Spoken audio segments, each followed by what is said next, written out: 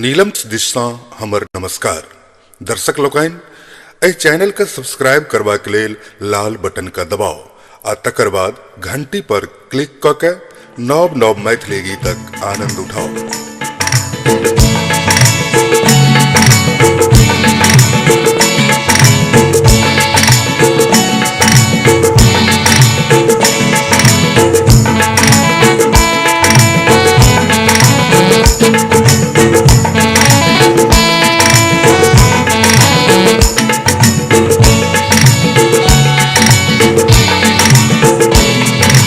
सोना जिया जानी जिया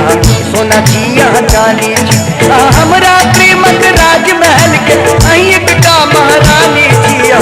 सोना जिया जानी जिया सोना जिया जानी जिया हमरा प्रेमक राजमहल के अहिक का महारानी जिया सोना जिया जानी जिया सोना जिया जानी जिया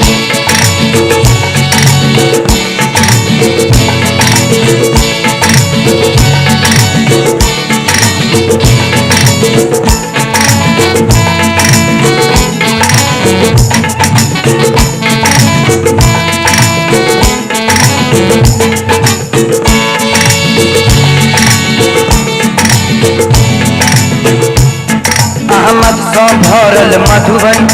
पसरल नील गगन मोतिक चकमक दाना प्रेमक भरल खजाना सावन के रिम झिम छी सावन के रिम झिम छी प्रीतक पहली निशानी जिया सोना जिया चांदी जी सोना जिया चांदी जी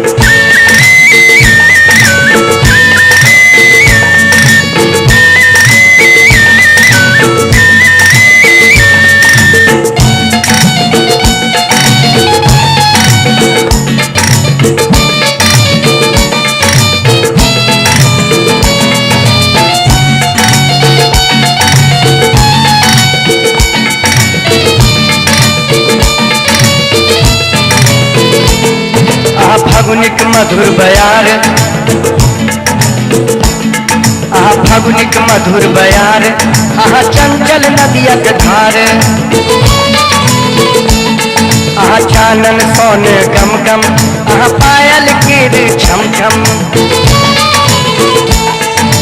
सरगम कैसा तू स्वर छी सरगम कैसा तू स्वर छी हृदय के गढ़ल बिहानी जिया सोना जिया चाली सोना जिया चाली हमरा प्रेमक राजमहल के अहिक का महारानी जिया सोना जिया चाली सोना जिया चाली सोना जिया